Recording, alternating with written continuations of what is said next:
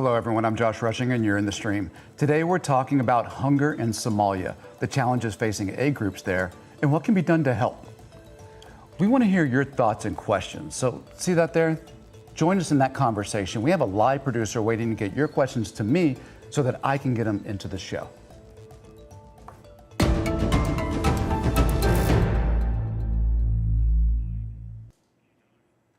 The world's worst famine in a century is looming over parts of Somalia as the Horn of Africa braces for its fifth consecutive season of drought. The war in Ukraine has caused food and supply prices to skyrocket, pushing many people to the brink. The United Nations says time is running out to save millions of people from starvation and is seeking more than $1 billion to provide humanitarian relief. Have a listen to what's at stake. In Somalia, what can be done, what must be done to help millions of people in need amid this terrible drought crisis is a massive scale-up of humanitarian assistance. As the UN World Food Programme, we've already scaled up to reach more people than ever before, but we need the funding to sustain and increase this scale-up. One of the major challenges is getting this aid to the people who need it most, especially in areas where access is difficult because of conflict and insecurity. We have families that have lost livestock. We have millions of people who have been internally displaced. And we are calling for donors in the international community to provide more support, to provide more funding, so that we can scale up our interventions, so that we can support more people, and so that we can save more lives. Joining us today from Somaliland, Nemo Hassan. She's the director of the Somalia NGO Consortium. We also have Hoden Ali, the director of the Durable Solutions Unit in Mogadishu, who's at the UN in New York this week, and Esther Ngumbi, an assistant professor at the University of Illinois. Now, before we get to our guest, I want to show you, the audience, a map of what's happening in the country. Now, the map on the left, that one right there, actually, you're looking at it now, that shows where we are up to the end of this month in September. And what you see is a country in crisis. But once we roll into October through December, much of the orange becomes red, and you see an emergency. You see red flags for millions of lives at stake. And let me show you why. Let's go to my computer here. This is a tweet from Samantha Power at USAID. The map that has some of the blue and green on here is 2017. This is the last time that Somalia faced a possible famine and actually didn't go through the famine. You see some blue and green there. Look at the difference between 2017 and 2022, what 5 seasons of drought have done to this country. It is red like it's on fire. Nemo, you're in the region. What's going on there? What's happening? Good evening, Josh. Thank you for having me. I think you actually painted a very stark situation in Somalia at the moment, where over 90% of the country is experiencing extreme drought conditions, with about 7.8 million people, close to 50% of the population, now facing crisis-level insecurity. Children are already dying in some parts of the country. And partners on the ground have been calling out for support to support the life-saving interventions at a mass scale. And I think you've also showed the difference between 2017. 2011 was also another worse crisis where 250,000 people died, at least 133,000 of them children. But 2022, where we are now, is actually unprecedented. It's the worst we've seen. This is long conflict. You've had the impact of COVID-19. You have this drought, which is 4 consecutive, I think it's the worst in 40 years that's taking place at the moment. And if we don't scale up at the rate that the situation is getting, we will see much more death than in 2011. 2017, the global community reacted well in time and averted famine. We need to do the same. Hoden, I'm going to show some video here. This is from the World Food Programme and Reuters, and I want to warn our viewers, it's not easy to look at. This is rough to see, but I don't want us to be so privileged that we don't see what's actually happening on the ground in Somalia. Hoden, can you tell me What's it actually like for the families there right now? What are they going through? I think misery and miserable is not enough. It's actual hell on earth for some families at the moment. As the pictures that you're showing, I mean, I came back to Somalia in 2011 at the height of the famine, and it's starting to look like that. We haven't seen really dramatically the same numbers, but the images that are starting to show are heading in that direction. And as you pointed out on the map earlier, in terms of the extreme levels of the drought and the cumulative additives of consecutive rain failures and food insecurity, the impact this time is going to be much greater because communities have lost the resilience to withstand a lot of these shocks that are happening right now. So if we don't respond immediately, I think we are going to see maybe double what we saw in 2011. So, those images that you're showing now, even that's not just the rural areas. We're seeing images of that in Mogadishu, the capital of the country. Hell on earth. I think. Yeah, Esther, I was actually going to ask you how, and also, Esther, I just want to bring in some voices from our YouTube community. This is Lewis Axtell says, how is famine still a thing in this day and age? In what ways could world powers to help to solve the issue? We're going to get to solving it toward the end of the show, but first I want to say, how does this keep happening? Why is this happening there? Exactly. Yeah. And that is the reason. And we know why it's happening. It's because every year when droughts happen in the Horn of Africa, all we do is temporary aid. We put a Band-Aid, and we know that we don't do any long-term concrete actions. Mm-hmm. And for example, for right now, the UN is asking for 418 million. With that 418 million, it's all going to be spent on immediate to avert children from dying. But why are we not putting concrete measures? Why are we having drought, climate change? Most of the communities are depending on rain-fed agriculture to produce crops. Their livestock, too, are depending on rain. They're failing. We cannot depend completely on rain. So it is important to realize that all we are doing is every year having these temporary measures, not concrete measures. And even if we have concrete measures, what we are not looking and tracking what is happening to see what is working, what is not working, so that we can scale these best practices again when it happens next year.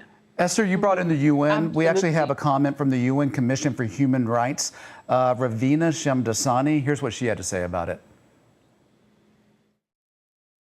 The ongoing conflict with al-Shabaab complicates the humanitarian response in terms of gaining access to many of those who are in need. Children, women, and older persons are bearing the brunt of the crisis, as the majority of people displaced by drought.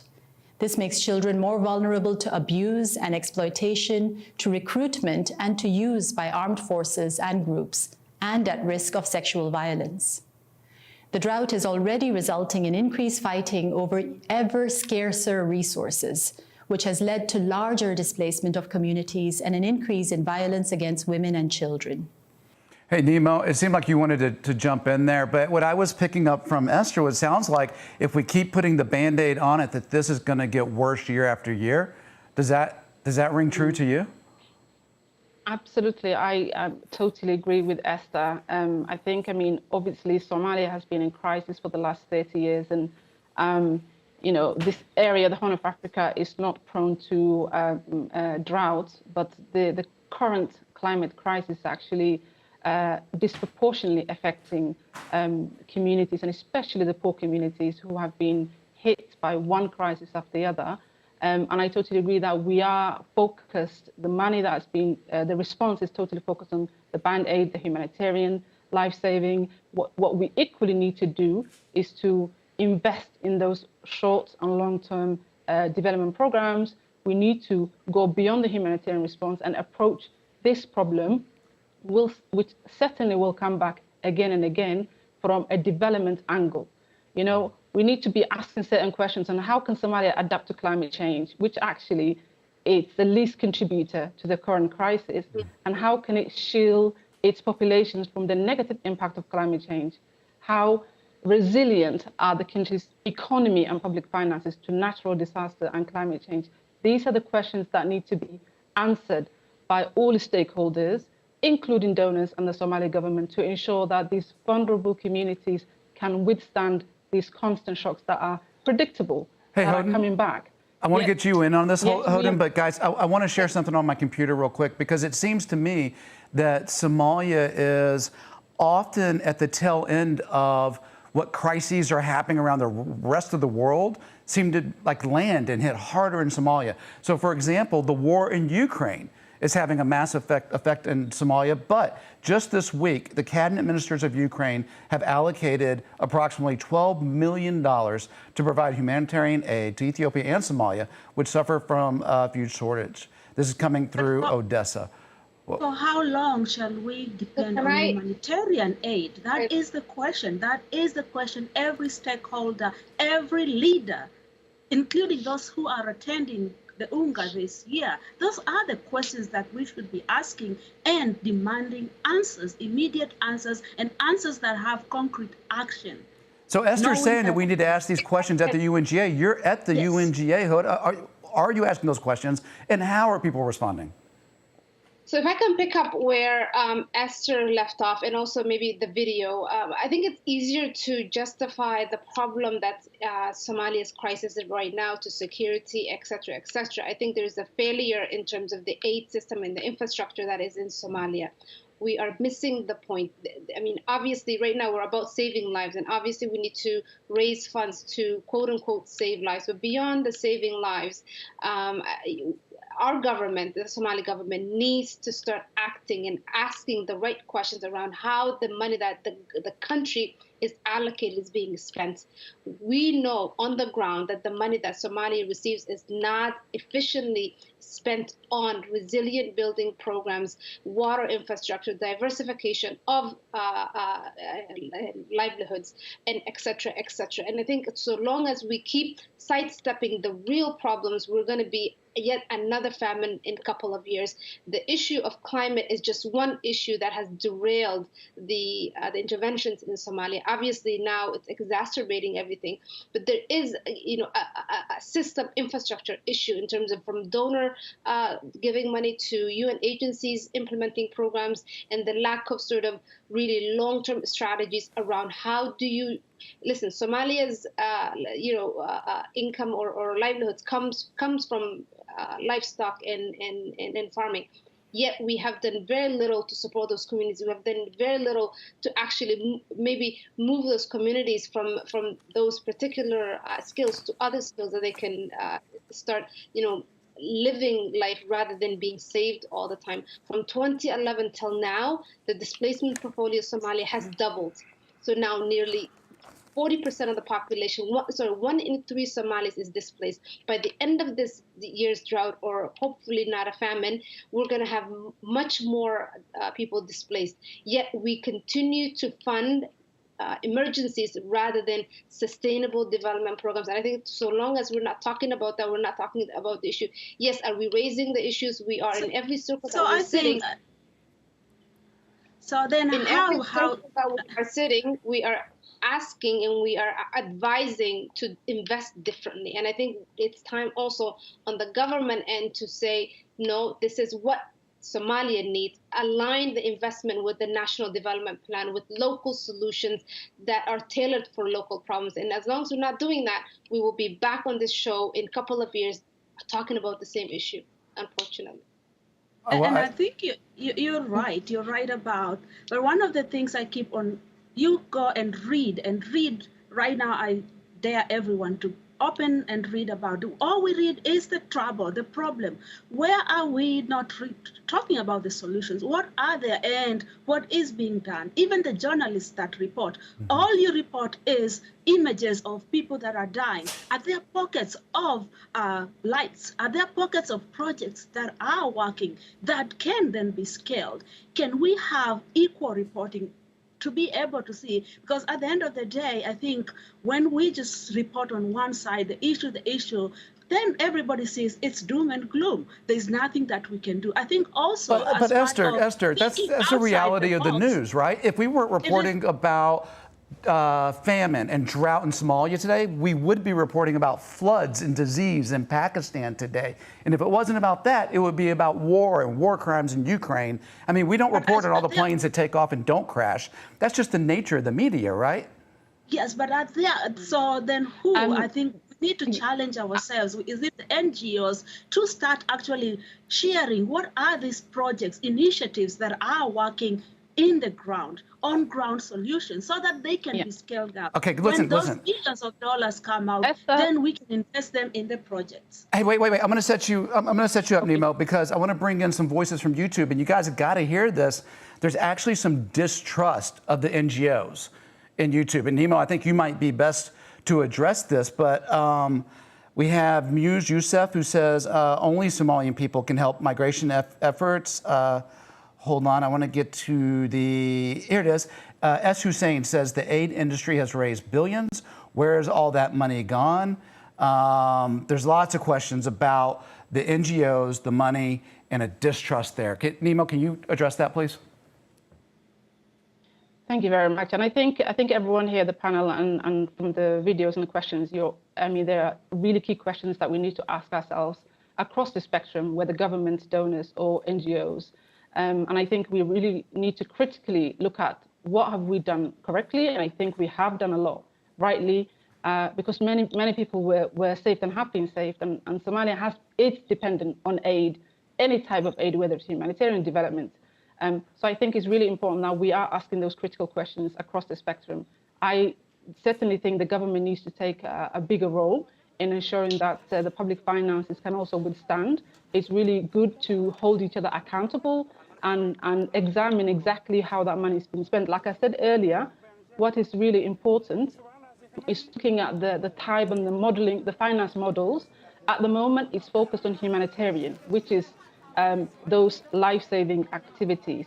And like I said, the humanitarian system has been stretched over the last 30 years as well, where there's been constant crisis in Somalia. Poor communities have not had the time to recover. 2011, you had the famine. Mm-hmm. By the time 2017 hit, people have barely recovered from the famine and the impact on their livelihoods. 2017, 18, 2019, you had the desert locust that actually decimated people's crops. 2020, end of 2019, you have COVID pandemic that hit the global, obviously hitting the poorer communities, vulnerable communities far worse.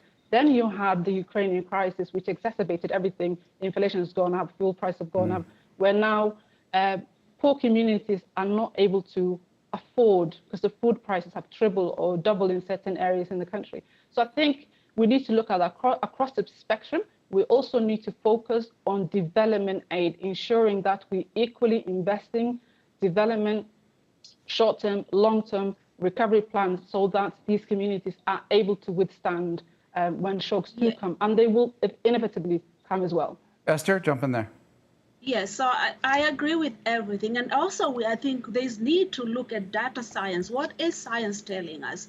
Let's heed into the warnings. Even as we talk about famines, droughts, we know that there's already existing data intelligence, satellites, data. We know that this is an impending situation. Mm-hmm. We need also to create accountability across the sectors, including not only the NGOs, but even within the United Nations system, within the governments. No one should feel like they are safe and they should not be looked at. I think it's important too, but most importantly, I think, are we also excluding people that may be part of solving this challenge? For example, I think of diaspora.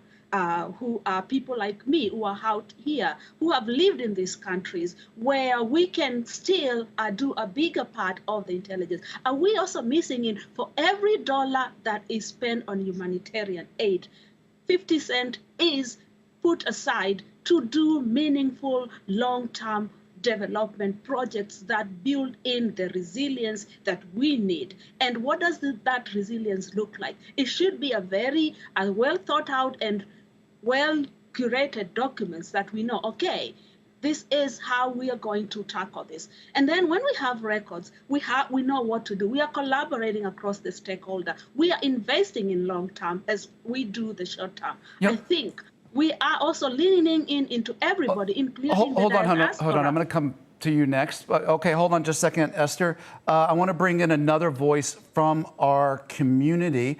This is Claire Nasiki, and she is a campaigner from Greenpeace Africa, and she's talking about solutions as well. So let's hear what she has to say. Foreign aid is good. It is not sustainable in the long run, and Somalia should be looking at increasing its agricultural productivity. It should be looking at putting in place policy plans and resource allocation plans that will make sure that its farmers have access to water. Somalia is battling the climate crisis just like every other country in the African continent. Its water resources are shrinking. So provision of water is important for its farmers to grow food. Should be looking at providing inputs such as organic fertilizers to the farmers, building infrastructure to help curb food losses and food wastage, and increasing the productivity of key crops such as sorghum, and finally just enhancing security in the key food production areas. Okay, and I'm looking at the comments from our YouTube audience, and the biggest theme here might be, how can they help? We even have a comment from someone named Brad Lovely, who says, can't we create a specialized app or use current social media platforms to link/match interested international donors to the most serious cases in Somalia? So they're spitballing ideas here. Hoden, you're there at the UN where it's designed to deal with these kind of crises. I'm curious, are you running into any kind of disaster fatigue from international donors? And what do you think can be done, or what kind of solutions are you guys talking about, not just for this crisis, but for long term moving forward? Yes, there are long-term solution discussions that are happening, and I think people are, as rightly, I think, the audience that is sending in the messages around. I think there is a collective fatigue. There's mistrust around what's happening in Somalia and maybe in the Horn across the region, in terms of sort of the issues and why things keep on being the way they are. I think there's a lot of top-down systems that have been in place in Somalia, and the solutions and the programming that happen are not necessarily bottom-up community-led, community-owned, local government and regional governments supported. I work at the municipality, and it's really difficult to negotiate with partners and funders to actually support the systems that are needed to address these long-term issues. I do believe that you cannot, you can't talk about solutions without actually building systems, government systems. Somalia's government systems over time have eroded, and now we are in the back. We're back in trying to build those systems. But yet, continuously, you see non-governmental entities delivering basic services, and the majority of the resources are going towards that. So, long-term solutions. Not only do we need diversification of livelihood and investment in community-based programming, but you also need to build systems, because ultimately, I'm in New York right now, and who delivers, schooling and policing and healthcare? The local governments do, the municipalities do, but yet these systems are not being invested to build long-term community resilience. As far as here in New York, you can imagine it. There's a lot of conversations about getting funds, but I do think until and unless we go back home and we sit at the table, especially those at the decision-making capacity, whether it's government or partners, to ensure that whatever funds that are coming this year and the years to come are Hoden, channeled to. I've got to wrap the show here. We're at the final 20 seconds, but I want you to know that Al Jazeera is going to keep watching this. We know that as we move into October, December, things could get much worse there. If people are looking to help, programs like World Food Program are out there. That's it for now. Thank you for joining us.